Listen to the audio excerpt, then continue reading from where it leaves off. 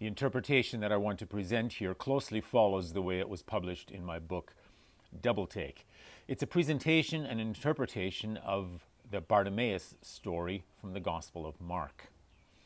My goal is to illustrate that Mark's particular writing style, even though it sometimes seems deceptively simple on the surface, in fact, if you look closer, reveals to us a skilled author, a profound theologian, one who creates texts that are far, far deeper and far, far more profound than we might imagine until we take a much closer look. So I want to begin by reading the story the way it was presented in the NIV translation, and then we'll take a closer look. This is from Mark chapter 10, 46 through 52. Then they came to Jericho.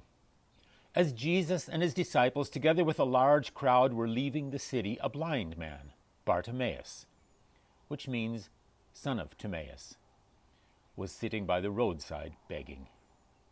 When he heard that it was Jesus of Nazareth, he began to shout, "Jesus, Son of David, have mercy on me." Many rebuked him and told him to be quiet, but he shouted all the more, "Son of David, have mercy on me." Jesus stopped and said, "Call him." So they called to the blind man, "Cheer up, on your feet, he's calling you." Throwing his cloak aside, he jumped to his feet and came to Jesus. "What do you want me to do for you?" Jesus asked him. The blind man said, "Rabbi, I want to see." "Go," said Jesus, "your faith has healed you." Immediately he received his sight and followed Jesus along the road. The story is simple. One day Jesus passes the spot where a blind man sits begging. The man's calls for mercy attract Jesus' attention. Jesus calls the blind man, asks what he desires, and responds by healing him. Everybody leaves. And the story's over. That's it. Of course, the reader will protest, well, there's a little more to the story than that. People are named, places are identified. There's some fairly dramatic action, even some conflict, and a final resolution. True. There is some of that. So let's look at some of those details. Mark has supplied some names for us. The blind man is said to be Bartimaeus, which means son of Timaeus. That's the NIV. Or just Bartimaeus, son of Timaeus. That's the NRSV. Now, let's assume for now that that's precisely the way Mark wrote his text. What would it seem that the author is doing? Well, it depends which translation we use. Let's start with the NRSV. Bartimaeus, son of Timaeus. Now, Mark might be giving us two people's names. First, he gives the name of the blind man, Bartimaeus. And then he gives the name of the father, Timaeus. So, Bartimaeus, son of Timaeus. Two men. That's the proposal of the NRSV translation. But why would that interest the reader? Since we have no other information of any kind about either of these two men. Now, there are other possibilities. It could be that Mark is only telling us the blind man's name. His name is Bartimaeus. However, it's at least partly an Aramaic name, and the readers of Mark's Gospel, who read it in Greek, don't understand Aramaic, and so he translates the Aramaic part of the name, Bar, explaining to his readers that it means son. That's the proposal that the NIV translation makes. Bartimaeus, which means son of Timaeus. Now, on this reading, we know the blind man's name, Bartimaeus. But we don't know the father's name. We just know the meaning of the son's name. For example, in English, the name Harrison. It means son of Harris. Well, it means son of Harris for everybody, not only those whose father's name is Harris. So the NIV translation suggests that that's the author's intention. First the name, and then what the name means. But why? Who cares what names mean if nothing further is said about that? Now, there's a third possibility, and that's that Mark is only telling us the Father's name. We don't know the name of the blind man. We just know that he's Bartimaeus, which means son of Timaeus. In other words, his father's name is Timaeus, and the blind man, well, he's Timaeus' kid, left unnamed in the text. Now, on this view, we might suspect that his namelessness reflects his low status as a blind beggar. Oh, there's Timaeus' kid again. We're left guessing. And we're wondering, why would Mark waste valuable space on names that hardly matter to us? In fact, presenting it in such a way that we don't even know whose names are being given. Well, I said, in case that's what Mark really said. So let's just leave that matter hanging for now and go to some of the names of Jesus. Why this multiplicity of names for Jesus? In this text, he's called Jesus. He's called Jesus of Nazareth. He's called Son of David. He's called Rabbi. Why so many titles? Why, given the way they are, and what in the world does it all mean? So we're left with some puzzles. Now, our more careful reading of the text would reveal some other historical facts, though we would still wonder why they matter. We learn that there's a large group of travelers, Jesus, his disciples, many others. We learn that they've just passed through Jericho and are now leaving the city. We'd learn that the beggar was first seated until Jesus calls him, then he gets on his feet. We would get the impression from the NRSV that he was wearing a cloak at the beginning, but abandons it, though that's not quite so clear from the NIV.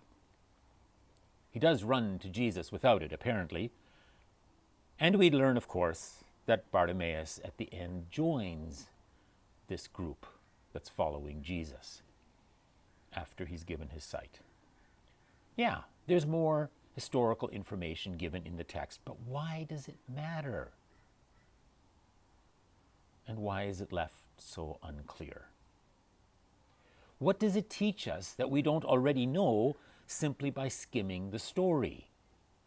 Now, one strategy might be to go and supplement it with Matthew chapter 20, with Luke chapter 18, in the hopes that by examining the parallel account, we'd fill in a few more of the historical questions, figure out who got their facts straight, see if maybe Matthew and Luke can give a little meaning to a story that Mark leaves us all puzzled about. So is that all there is? No. The mistake is to imagine that Mark's goal is to be a historian who gives us as many facts as possible. What if Mark is a literary genius? What if he's a profound theological thinker? What if he's buried treasures throughout his gospel, waiting for the attentive reader to uncover? Maybe it's time to do a double take. This is a story about opening eyes. It's a story where perhaps not only Bartimaeus needs it. Mark, in the subtle and magnificent way that he narrates this event, gradually draws the reader into a brand new experience of seeing things more clearly and learning, like Bartimaeus, to follow Jesus. So let's start our examination of the story by looking for three hugely important themes that are developed here and elsewhere in Mark's gospel. I'm going to start with the matter of faith. Now, Bartimaeus expresses his faith every time he calls out, louder and louder, by the way, "Have mercy on me." Now, this is a line he would have used thousands of times a day. urging every passerby to drop him a coin. Have mercy on me, except today he utters this line with brand new meaning and urgency. This time it's Jesus who's passing by. It's the healer, the miracle worker. If only Jesus would have mercy on Bartimaeus, his eyes could be healed and he'd never need to beg for spare change again. Now, Bartimaeus' faith seems all the more impressive when we note its persistence. Throughout Mark, faith is marked by a concerted effort to break through barriers. That's pretty much the definition of faith, according to Mark. Think for a minute of those 4 bold villagers who, undeterred by the massive crowds, tear open a roof and lower their crippled friend on ropes to Jesus. The text says, when Jesus saw their faith, the faith that could break through the barriers of the crowds and the construction. And we think of the unclean woman who pushed her way through a crowd to touch Jesus' garment. We think of the synagogue ruler to whom Jesus said, "Don't fear, just believe," even after death had taken his daughter from him. We think of the Gentile woman, courageous enough to challenge Jesus' own initial refusal with her remarkable comment, "Even the dogs under the table eat the children's crumbs." She breaks through the barrier even of Jesus' own no and finds God's yes. Now here it's Bartimaeus, who ignores the rebuking crowd, turns up the volume, and cries for mercy until Jesus hears and responds. According to Mark, that's a genuine faith. A second theme, the discipleship journey. This journey through Jericho actually began way back in Mark 8:27, way up north in Caesarea Philippi. The goal of the journey, right from the start, has been Jerusalem.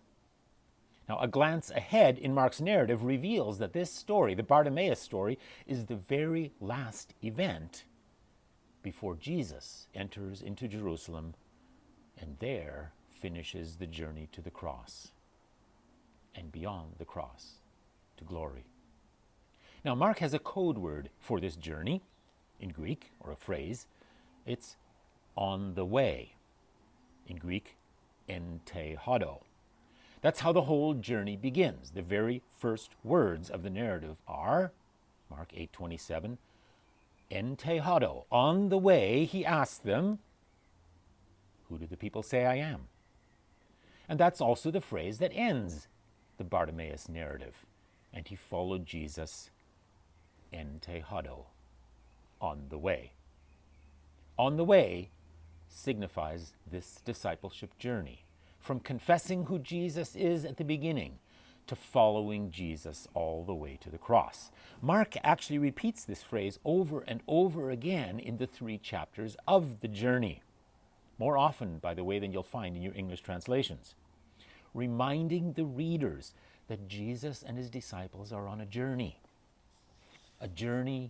in which Jesus leads his disciples, in which the disciples are learning to follow, though often not faithfully following. In fact, Mark uses the entire journey section to teach the reader, just as Jesus teaches the disciples, what it means to truly follow Jesus, to set one's mind on divine things, not human things, as he explains at the beginning of the journey. As we will see, it is not insignificant that the healed beggar follows Jesus entehodo on this journey of discipleship. Now, the third theme developed here is the theme of seeing, of gaining or regaining sight. Over and over again, Mark highlights the need for eyes that truly see, of course, alongside ears that truly hear. In Mark, it's not enough to gather data, to remember facts, to observe what's pretty obvious to the naked eye. The goal is always perception, insight, understanding. And so in the first half of Mark, we have numerous incidents in which Jesus challenges the disciples. Do you have eyes but still don't see? Now, the first half of Mark's gospel ends with another narrative of the healing of a blind man.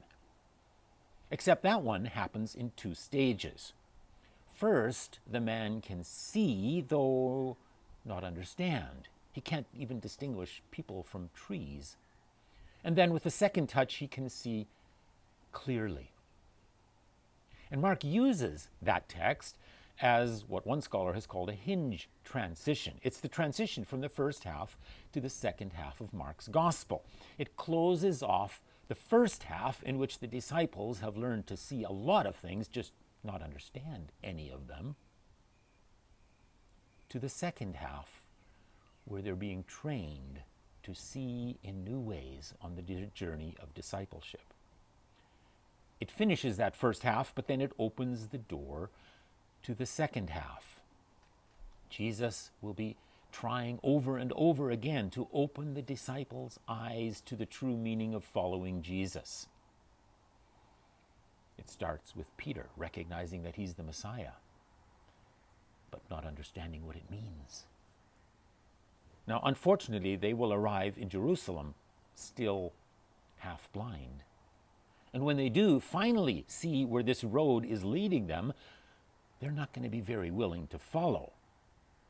That's the 12 disciples. But Mark now closes off this highly significant, symbolic journey to Jerusalem with the second account of the healing of a blind man. But this is not a man who needs several touches illustrating the disciples' problem. This is the story of a man whose full healing leads to a genuine following on the road to the cross. It's a picture of what still needs to happen to the disciples within the narrative, and what Mark knows needs to happen to the readers of the narrative as well. So those three themes: faith, following, and seeing. Major themes in Mark that are illuminated by the Bartimaeus text and illustrated by the protagonist. And so the text begins to reveal some of its depth and to speak its words of encouragement and challenge. Yet this text, perhaps more than even others in Mark's gospel, seems to have almost unlimited depth. One just keeps digging and uncovering more and more. I've already hinted that there are differences in the way particular words and phrases in the text are translated. I suspect the difference between the translators and the translations they produce is that they continue to struggle with the question, how deeply should we dig into the text? Should we present it exactly as Mark did, with all its puzzles and sometimes unclarities? Or should we just do the best we can to sort out what it all means and make it nice and smooth and simple for the casual reader? Often the translators opt for simplicity, where I think they should observe the depths. Let's take as an example first the cloak. What does Bartimaeus do with his cloak when Jesus calls him? Well, it depends which translation you check. If you check the NRSV, it says he throws it off. According to the NIV, he throws it aside. Now, I suppose some readers imagine that the blind man was wearing his cloak before all this happened, and that he throws it off so that he can run to Jesus. Well, let's remember, this is a blind man. He's still blind. How fast do you think he was planning to run to Jesus? But what Bartimaeus was really doing with the cloak was leaving it behind. There's only one other time that this Greek word is used in the New Testament, apabalo, and that's in Hebrews 10:35, where it clearly means to abandon, to leave behind. What Bartimaeus has been doing is using his cloak to mark his spot beside the road, and using the cloak to gather the coins that are tossed to him by the passers-by. He's blind, after all. He can't see the coins that the passers-by are tossing to him. So he uses his cloak, almost like a fisherman might use a net to catch the fish. It's his net. He's gathering coins. Well, as soon as we make that comparison, a new significance emerges in the text. What was it that the first disciples abandoned in order to follow Jesus? They left their nets. Well, they abandoned their previous identity, their security, their livelihood. Jesus was calling them, and they were ready to begin a new life following Jesus, so they left their nets. What does Bartimaeus do? Exactly the same thing. Just as the others left all they had, so does he. No longer will he need to mark his spot beside the road. No longer will he need his cloak to gather the coins. He's about to be healed. He's about to become a follower of Jesus. And suddenly we realize that this is not only a healing narrative with the focus on Jesus' mercy and power. This is a call narrative. Jesus calls to the blind man, and he leaves everything to follow Jesus, just as the other disciples had done. And suddenly we marvel again at the quality of Bartimaeus' faith. Not only does he call out over and over again, persisting even in the face of the crowd's opposition, at the call of Jesus, he abandons his old life of begging. And note well, he does it while he's still blind. That's how great his faith, that Jesus will give him a new vocation as a Jesus follower. But now we must come back to the names. Earlier I quoted two translations showing that in different ways they identify Bartimaeus as son of Timaeus. And they leave us really quite unsure about exactly whose name is being supplied. Is it the beggar's, or is it his father's, or is it both? But the Greek behind the translation actually says something else. Remember the NIV translation saying this, Bartimaeus, which means son of Timaeus. But the original Greek actually says, now notice the word order, son of Timaeus, Bartimaeus. Well, you can't rightly say son of Timaeus, which means Bartimaeus. It's backwards. In other words, the names, or titles, as we'll see, are presented in what seems to us to be the wrong way around. Hardly any English translation ever preserves what the original reader could clearly see, and any elementary Greek student can easily verify. Mark first gave son of Timaeus and then Bartimaeus. But why? Why would he first translate bar for the reader and then tell them that that's used in the man's name? It seems like Mark is writing perfectly fine Greek for his reader, just as our translations give us perfectly fine English for us. And then suddenly he translates something into Aramaic. For whom? Nobody's reading this in Aramaic. It all seems incomprehensible until we notice the real point. You see, there's two words here that make up his name, and both of them need translation. Except for Mark's readers, only one did. His readers are reading Greek. They understand Greek. They know what the word Timaeus means. They just need to be assured that that is connected with an Aramaic word that they now get translated for them. Bar means son. But we need the word Timaeus translated because we don't know what it means. It means honor. And when we take that into account, we discover that this text is significantly focused on the entire theme of honor and shame. Bartimaeus, son of honor. That's his name. That's his title. That's the significant theme that Mark wants us to pay attention to. So let me paraphrase for us the way the story begins, hoping to make clear to English readers what would have been clear already to the Greek reader. I would word it something like this. They came to Jericho.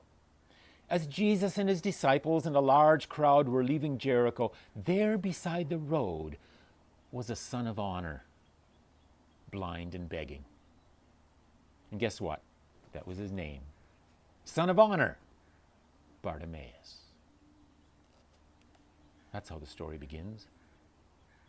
In narrating this event, Mark has highlighted the tremendous hiatus between the man's true identity, or we should perhaps call it his destiny, and his present station in life. This is truly a son of honor, but look at him now, sitting there blind and begging. Some honor, that is. But why is that important? Well, bear with me. We come now to Jesus' titles. How does Bartimaeus address Jesus? Both the NIV and the NRSV word it like this: Jesus, son of David. And both of them get it wrong again. Mark wrote it the other way around. I have an 8 translation parallel New Testament in my office. Only the Message preserves the word order that Mark used. And that's coming from a translation, or paraphrase rather, that doesn't even always preserve the verse order. But here Peterson correctly presents what Mark wrote. Son of David, Jesus. But why would Mark first record the title and then identify the person? Why would Bartimaeus do that? Elsewhere in Scripture, it's always the other way around. No doubt, Mark reverses it again to highlight the meaning of the title. This is a messianic confession. Jesus is the coming king. So amazingly, the 2 main characters in this narrative are identified in exactly parallel, but on the surface, unusual ways. They are son of Timaeus, Bartimaeus, and son of David, Jesus. The focus both times is on the title and its meaning. And when we note this, we recognize that blind Bartimaeus can actually see more clearly than the still half-blind disciples. One of them, their spokesperson, Peter, had also confessed Jesus as the Messiah back at the beginning of this journey, en Tehodo. But in doing so, he was still seeing without understanding. He was like the blind man Jesus had just healed, who saw men as trees walking. Peter was unable to understand the true significance of Jesus' messiahship, and so when Jesus began to speak of the journey to the cross, Peter rebuked the one whom he had just confessed. And throughout the journey, Peter and the others continue to show that they're still blind to Jesus' intentions, still struggling to understand the meaning of this journey and its destiny. Bartimaeus, by contrast, also confesses Jesus' messiahship with the title Son of David, and then repeats the title again in the next verse. But most significant of all, when he's given the opportunity, he does follow this Messiah on the road to the cross. He takes up the discipleship journey on the way, en Tehodo. As I wrote in my commentary on this text, this man, living daily with the shame of his condition, bestows on Jesus titles of honor. And before the narrative is over, we see Bartimaeus, his honor now fully restored, joining Jesus on the way to dishonor and shame. This is a text about shame and honor. It suggests that the greatest honor of all is to be allowed to accompany Jesus, no matter where the road will lead. And what about the question that Jesus poses to Bartimaeus? Here's Bartimaeus in front of Jesus. He has heard the call of Jesus. He has responded by leaving everything to be with Jesus, just as the other disciples had done. And he's still blind. Now Jesus asks him the question, "What do you want me to do for you?" We might imagine it's merely rhetorical. The answer is blatantly obvious. He's blind. He wants to get his sight back. Well, we'd be right, but we still would have missed the main point. So let's just go back one incident in Mark's text. Mark 10:35 tells us that two of those who were among the first to be called to follow Jesus approached Jesus with a request. James and John, the sons of Zebedee, are standing there before Jesus. They have heard the call of Jesus. They have responded by leaving everything to be with Jesus, just as Bartimaeus will do in the next incident. Jesus asks them a question. "What do you want me to do for you?" There are amazing similarities in these two consecutive narratives, and the wording of Jesus' question here and of his question to Bartimaeus are in fact identical. So what does the Son of Honor, Bartimaeus, want Jesus to do? Well, he wants to regain his sight in order that he might follow Jesus on the discipleship road. What do the sons of Zebedee want? They want positions of honor. They want political prestige. They want power. They want glory. They want to sit on the left and right of Jesus' throne and reap the benefits of reigning with the kind of Messiah they think they're following.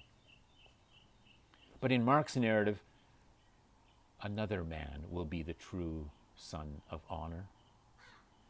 It will be the blind beggar who exhibits an incredible faith, who reveals incredible insight even before Jesus heals his blindness, who makes the ultimate sacrifice, leaving everything to follow Jesus, who joins Jesus on the road to suffering and shame, and beyond the shame, to glory unspeakable. Yes, Bartimaeus is the Son of Honor. He's destined for honor. He's destined to find his true identity as a genuine follower of the one who shows us that true honor is found on the road to the cross and on its continuation through death to glory. Those disciples who thought that there was a shortcut to glory, who thought that honor was gained by sidling up to Jesus and requesting favors from a rising political star, well, they could learn a lot from Bartimaeus, as we all